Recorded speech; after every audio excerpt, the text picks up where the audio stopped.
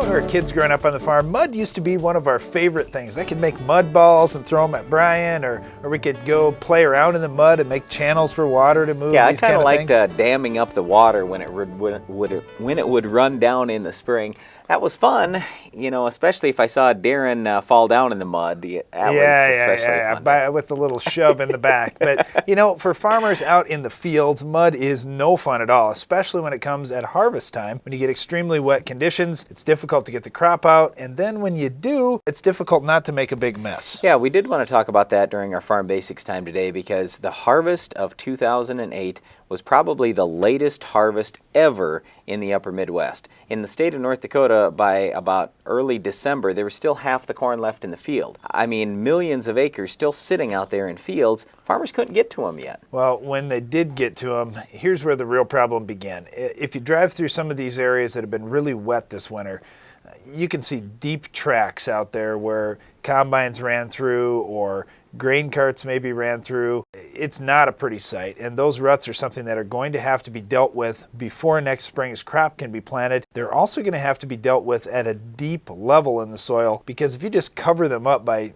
pushing a little dirt over the top, you're still going to have that hard, compacted rut underneath your few inches of fluffy soil that you put over the top. Yeah, but the thing is, a lot of people will say, well, why did that become such an issue this year? I mean, don't we usually have some rain in the fall, and aren't farmers prepared for that? Couldn't they just wait maybe a few days longer and they wouldn't have made such a mess in the field? Look, it's easy when you're sitting on the outside. I know even for me, if I stay in the office too long without actually being on the farm in the fields, you start to lose sight of what is really happening out there. It takes a long time to get harvest done, and especially if yields are good, you've got a lot of work to do in the fall. So you want to try to get out there and get this harvest over with, but we kept getting rain this fall, and what farmers will do a lot of times is they will wait until things totally freeze up, until that ground freezes hard, if they have to, and then they'll go out into those low wet areas and get it cleaned up. The problem this year was, if they got a lot of snow on it ahead of time, it didn't freeze up like that. So the snow basically insulated that ground, kept it soft for a long time. So when farmers went out there, at some point they just said, look, we got to get this harvest out. It's December now.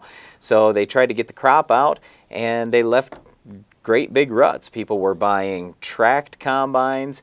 I know of one guy who was actually pushing his combine with a tractor to get it through the field. It was that bad in a lot of cases. Well, when you do have those kind of issues show up in the fall, in the springtime, they need to be dealt with, because you need a nice, flat, even seed bed, so every seed has the same chance to emerge and thrive. If you leave those big ruts out there, not only is it going to be about impossible to get through the field with your planter, it's just not going to be a good situation to deal with for the next few years. So you just as well bite the bullet and deal with it now. Now the challenge will be, if that ground is still just as wet in the springtime, you aren't going to be able to go in there and do tillage. You just can't mess up the ground, so to speak, and hope to have a decent crop out of it. So in the spring, farmers are going to have some patience, get out there when the conditions are right, hopefully, and be able to fix those ruts so the field can get back to normal. Well, let's talk about the short-term and the long-term ramifications of this on the farm. All right, in the short term, since a lot of farmers had late harvest going, they made these great big ruts, now they have to fix that problem in the spring.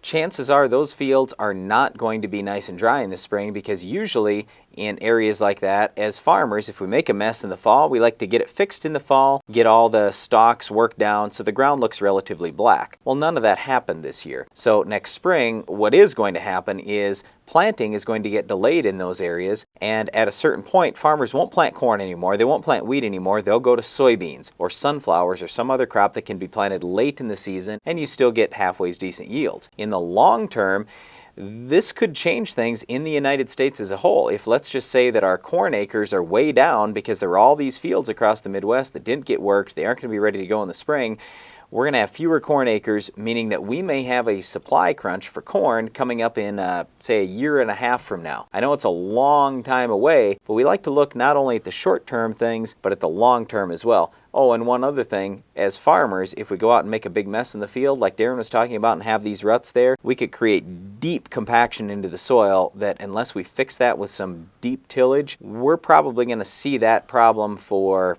5 to 10 years, it'll show up in fields right in those exact same spots where we made the big ruts. You'll see lower yields in those areas. While 2008 harvest was a challenge and there were a lot of ruts created in wet fields, we have to get those ruts cleaned up for next year's crop to be successful, but also to be able to get through the field to control the weed of the week. Have you seen this weed in your field?